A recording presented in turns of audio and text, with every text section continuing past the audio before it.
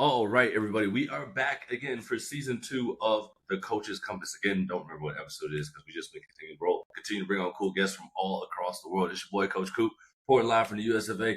My boy, Coach Jay, again, can't be with us tonight. Time difference, all the different things going on.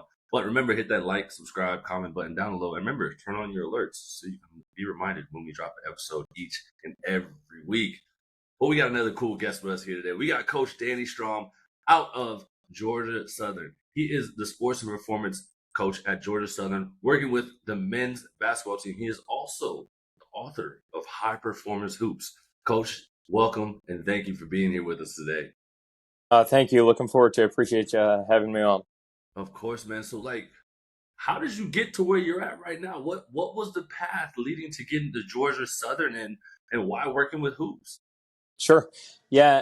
Kind of like any, young string coach, it started, kind of early on, high school, college. I was a college athlete, Division III baseball player, actually. It was actually my college string coach who saw my interest in this field. I was an athlete, wasn't the most talented, obviously, being at the Division III level, undersized. And, that sports performance was something, the weight room, strength and conditioning was something that I felt help my performance, something that would give me a little extra edge. And he saw that, we had a great relationship, and he kind of guided me to take a look at this field. He thought I'd be a good fit. And fortunate enough, I actually have a brother. He's a coach on the basketball side.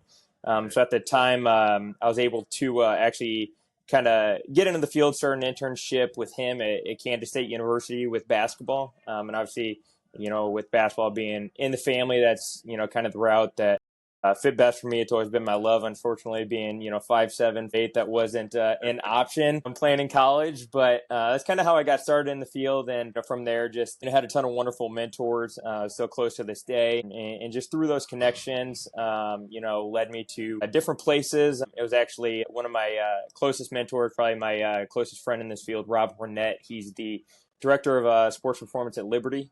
He's with the men's basketball program there. I was with him at St. Louis University. And he had some connections to Charlie Henry, who's our men's basketball coach here. Came from Alabama, so some mutual connections, got linked up, and everything kind of worked out, and very fortunate to be here.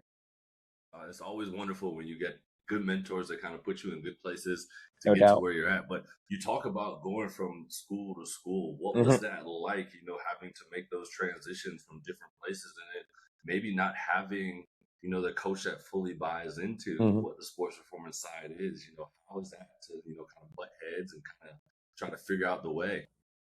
I actually had this conversation with the coach the other day is, when you go to school, obviously each head coach you're working for is going to be a little bit different. And I think that the biggest thing where, from our sports performance side, where we really can get buy-in, I think it's going to come from the head coach first. So I think, get on board with what they're trying to accomplish, continue to relay the messages, the culture that, they're trying to instill in their program, do it from, the sports performance side as well. Obviously there's going to be things that we don't always agree on, but I think you got to pick and choose, what you view as most important, what are some things that are some non-negotiables, and what are some areas where, I may not 100% agree with it. At the end of the day, it's really not going to change too much on what we're trying to accomplish. And from there, just keep working together, keep having those hard conversations, be on the same page. And from there, I really think once you get the coach bought in, I think you can see that carry over to the athletes and everyone involved in the programs. Yeah, for sure. I mean, once the head coach is bought in, then he can kind of preach what you guys are trying to do, and then you guys can preach the same message, everything like that. But you also said you were a former baseball player at Division III level, and now you're at basketball level. What have you seen? Now, this is talking about athletes with all these games and travel ball, AAU, going from baseball to basketball now, right? Those are big things like a lot of these youth athletes are getting involved in. How have you kind of had those conversations with parents and also with the athletes to kind of say that how has it hurt or helped their game coming into college with doing all that? No doubt. I mean, I think with basketball, it's a little bit different. Hoopers generally just want to hoop. Right. Kind of That's usually them. Right. So, kind of in this area, leading up to, college ball, typically, if you're recruiting high schoolers, they haven't spent too much time in the weight room. So for them, I think that's an area, especially when you get to this level. I mean, the physicality, the demand of the travel, the long season, you're starting practice sooner, you're here over the summer. I think that's a huge element of just getting their bodies physically ready for that. Just be able to withstand that demand. And that's a piece where you get them ingrained in the weight room, and you see those changes. You don't have to do a ton of whatever you want to call sports specificity or whatever. You just get them generally stronger. You get them to be great movers, and a lot of times that's keeping it simple, really right out of the gates can go a long way. And then once you build that foundation, then you can start implementing some positional differences and things like that throughout their 4-year development. So I think that's probably the biggest thing from a basketball standpoint. I think, baseball, in my experience, typically baseball players, like to lift like me. That's kind of how I got involved in this. But basketball players, that's one area that they're not exposed to earlier on in AAU and high school and stuff. So I think introducing that to them and, relaying the importance of it and how it's going to help them, not only from a performance side, but just keeping them healthy and staying on the court. If they're healthy on the court, they're at every practice, they're doing what they came here to do and what they love, at the end of the day, then I can say that, my program has, been a success and I'm trying to accomplish, what I sought out to accomplish. Yeah. Do you believe like with all these, do you think it helps to specialize in one sport for like, if we're talking about the youth athletes, like saying like that middle school, high school level, do you think it helps them to specialize and say, once I'm in middle school, I'm just playing baseball instead of like doing being like a multi-sport For sure. athlete? Have you seen a difference with those athletes that were multiple sport athletes coming into college, or is there really that much of a difference? That's it's an interesting question, and I think you get a lot of varying answers with it. Because I think now you're just seeing athletes kind of prioritize one sport. I still am a firm believer. I think growing up and in high school and whatnot, play as many sports as you can. I think building general athleticism, being exposed to different sports, various things. At the end of the day, I still think there's a piece of it that is hugely beneficial with athletic development. But, I think we're kind of getting to that point where, you individualize early on, and you just kind of got to roll with it. But I still am a firm believer. Play as many sports as you can. I just think, the experience is invaluable, and I ultimately think as you kind of grow and get a little bit older, I actually think it sets you up better for, the sport that you ultimately choose in college and, what you're going to play, as you kind of grow up. So Yeah. No, I also agree with you on that because I think it kind of it weeds out with the parts that you don't really like about that sport. So when no you doubt, get to college, you can focus on it and be like, hey, like I really gave my all to all no these doubt, different sports, and then now I know like, hey, this is my main thing. Like this is no what I doubt. want to really be my career. Mm-hmm. So I think it does help, and like you For said, it sure, makes them better general athletes, right? Because all those things you're doing a lot for of the sure, same movements for a lot of these different sports. But some of the sports you had to catch a ball over a shoulder. Some of mm-hmm. them you have to, No like, doubt, a lot of hand-eye coordination. So exactly, playing one sport can kind of hinder things. But hey, for what do sure, we know, right? We for haven't sure. seen the test yet. And I think another element of it is, I think with a lot of athletes now, I think you're seeing, some burnout start to occur. They've just been doing Really the same early. thing really early. And I'm not so sure that's for the better. I think, when you're at this stage, this should be something that, you've looked forward to forever. And I think a lot of athletes, by the time they get to year 2, 3, 4, it gets repetitive and you really start to see that burnout. And I'm not sure that's a good thing for young student athletes. Yeah, because you never know if it's going to change for the better. Now, will they make like athletes able to go to professional earlier just Right. because they're seeing the burnouts and they want to keep the turnover still continuing Right. to happen, right? To getting more athletes in. So you never know what it's going to For lead to. sure. But I guess we're in this field to see. Right? And no kidding. No Hopefully, we kidding. keep them So around strap in and we'll see where it goes. Yeah. for sure. So with this book, man, High Performance Hoops, Yeah. what made you want to write a book, and how was it to write your own book?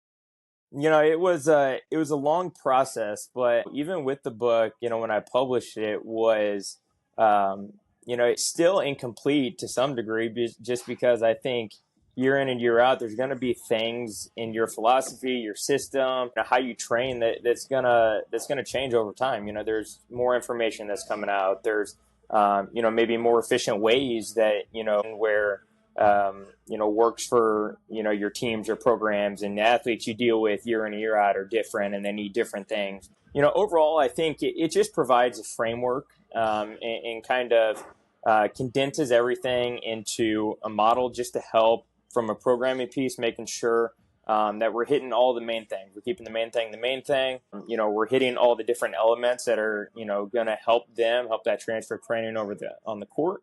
And then it's just going to help them essentially, like I touched upon earlier, and I'll touch upon it again here, is just staying healthy, right? Staying healthy. That's my biggest thing is, from a performance side, yeah, like we can make a difference in their performance. And I think that's a big piece of what we do. But at the end of the day, I want them to be out there playing their sport, what they're good at. From this piece, the weight room is a general aspect. I truly believe it's always going to be a general aspect that's going to ultimately complement the bigger picture of what they're trying to do. What's been the feedback, right, getting from this book, like people that have bought it? Because obviously I saw this for sure. Coach Nate, who was a former basketball coach down at Weber, right? Yeah. And he's one that I saw it. I was like, okay, no doubt, gotta check this guy out, and see what he's doing. But also, it's kind of daunting and a little bit scary, right? To have now it's your words in writing. Yeah, right? No doubt. Like what you said on a podcast. No doubt. Like, oh, well, I was tired. I missed it, but you published this, right? Your words are out there now. Yeah. So what has it been like with that too?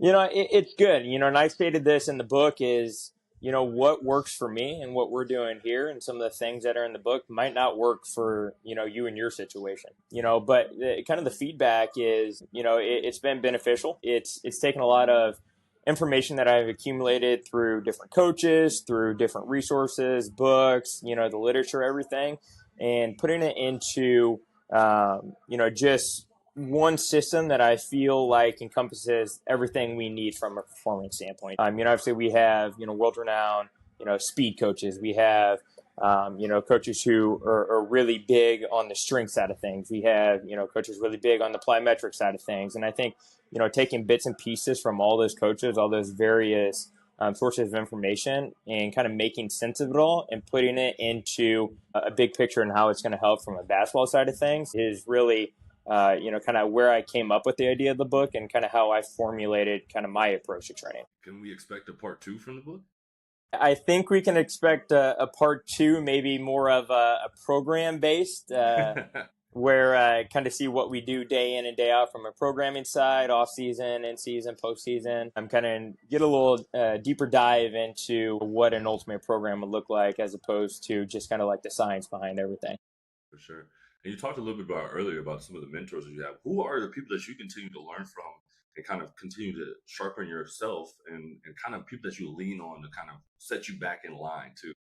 For sure. I think the biggest resources right now, so I'm actually currently going through Fergus Conley's Game Changer, books, his 4 different books there, just because a big piece of what we're doing now is through high performance. So taking everything from sports psychology to strength and conditioning, athletic training, to the sport itself, and understanding the various stressors and how they play a role in the athletes' lives, how each part is affecting them in a positive or negative way, and trying to get all on the same page to align what we're doing, so we're putting the athlete in the most advantageous position, day in and day out, not only to optimize performance from a practice standpoint, but also a game. But really, I'd probably say the biggest resource or person that has influenced kind of my thinking is Tim Karen with his strength deficit book. I took his course as well. And when I read that book, it really changed my whole mindset of eccentric to concentric ratios and how that plays a difference between guards and bigs within basketball, just because those positions are vastly different, and the demand in practice and games is going to be vastly different from, a bioenergetic standpoint, from a jumping, sprinting, or distance, high, kind of IMAs or high intensity actions, things like that. That's kind of probably the biggest resource, biggest person that has influenced my line of thinking. So this question right here is going to come from Coach Andrew out of University of Virginia, right? So the sports performance coach up there for the baseball team. His question was, what's one thing that 99% of the field believes it is true, but you think is false? That's a really good question. Wow. Yeah, I think I don't know if this is necessarily like a true false thing, but this is something that I've come to believe wholeheartedly is, you know, as a sports performance coach and as a sports staff member, I think a lot of times we want to value our positions, right?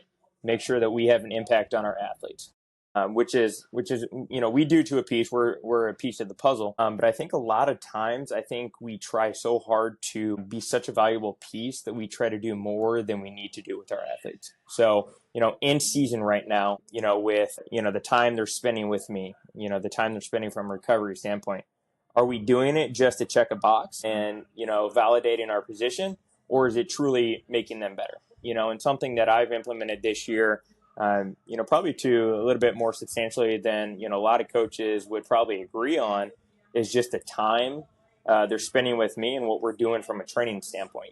Probably over the course of the 7 days of the week, they're only with me, probably say for a grand total of maybe an hour, maybe an hour and a half. To me, I think we're getting what we need to from a performance side.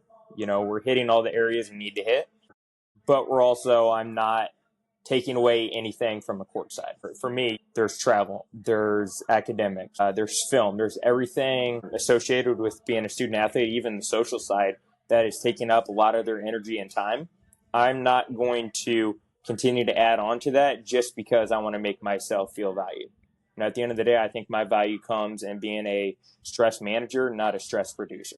So I think that's probably my hot take, if you will, at this point. And again, that could change here in a year or so, but currently that is something that I believe wholeheartedly in. That's awesome that you're taking the account into what your athletes really want too. You know what I mean? Like, yes, they're to hoop, but they're people too. No doubt. No doubt. Like, they do have a social side that they want to live out, and also no doubt. Some of the time, this is some of these kids' first time being away from home, right? Being away from their parents, right? So they're still trying to figure out life, and then still trying to figure out, hey, is basketball for me for forever? Yeah, so no doubt. So many different things that you're dealing with that, like you said, you don't want to be a stressor. You want to be a stress release for a lot of their lives. For sure. What's one question you would want us to ask our next guest? I think one of the probably the questions that made me think the most recently was, obviously this is an evolving field. It's evolved, in the past couple years or so, and I'm sure it's going to continue to evolve pretty dramatically, with the onset of technology and different information that comes. Is, where do you think this field is going to be in 5 years? What are some things you're doing now that in 5 years you're going to look back saying, I can't believe that I did that, or I can't believe I put that in my program, or anything associated with the involvement of the profession is one of the biggest questions that I think it makes you think of. What am I doing currently? What am I going to do in the future? And where's my line of thinking going to change? And what is it for you? I think to me, I think COVID threw a wrench in things a little bit, just because. No doubt. And I think I think eventually the field was on path to where, you were going to have a string coach associated with one team. So you're just going to have your one team or one or two teams, and you are going to be all in on that. You're going to do everything from, nutrition. You're going to do everything from a high performance, a wellness side, strength and conditioning. That's going to encompass everything, in terms of being a 24/7 student athlete. And I think with, layoffs and everything like that, I think we're working our way back there. But right now, I still think we're behind a little bit. And the fact that, I know a lot of schools and programs and coaches, you're having to deal with 3 to 4 teams. And I just think you're limited on what you can do. There's only so much time in the day. And then, at the end of the day, you still want to make sure you're the best version of yourself for your family at home, or it just limits what you could do. And I think, the more that we can limit the quantity of teams that we're given and the responsibilities, I think the more that we can do that will actually increase our value as a sports performance. So, coach, and then obviously just add a piece of, I think we have so much information at our hands right now. I think it's a little bit distorted on what to do with that information. So I think it'll get to a point where we're able to collect all of it and, take all the different pieces and bring it together and kind of get a better understanding of how they all interplay off one another, both technology, both, the physical side, the psychological side, which is a huge element that's gaining traction. So I think that's probably the biggest piece of performance that I think is going to change pretty drastically in the upcoming years.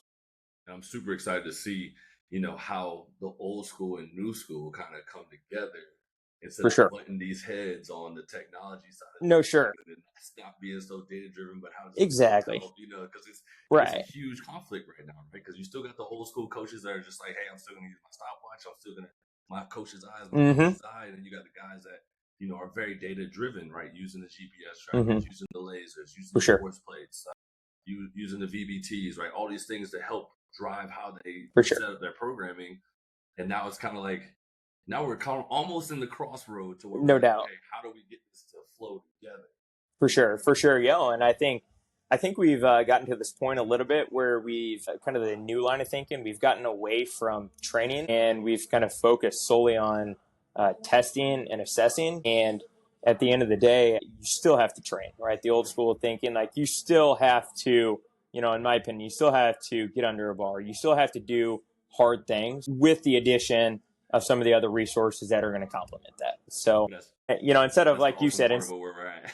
right, instead of butting heads, let's come together and collectively see if we can take all this information, take all this knowledge, and combine it, and take the best of both worlds. And I think you're gonna see a lot of positive results from it. I think that all starts with coaches like yourself and myself too, like sitting down and talking about it all, right? No How doubt. can we make this thing better? How can we continue to grow together and not use one against another and butt heads? And I think that's why it's the perfect combination to kind of have sit downs and conversations like that. So, Coach, I appreciate you jumping on today. For sure. And I appreciate for you sure. sharing everything about the book, what you've gone through and whatnot. And thank you so much for your time. I know time is valuable, especially in the college for sure. sector. So thank you so much for your time today, and we appreciate it, man.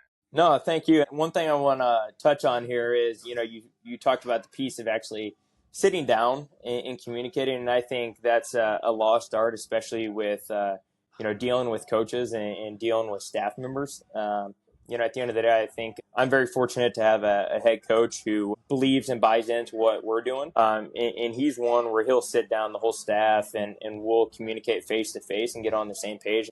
Always agree, but at the end of the day, that having those hard conversations and having that communication element, not just hiding behind a phone, is a layer that I think we need to get back to.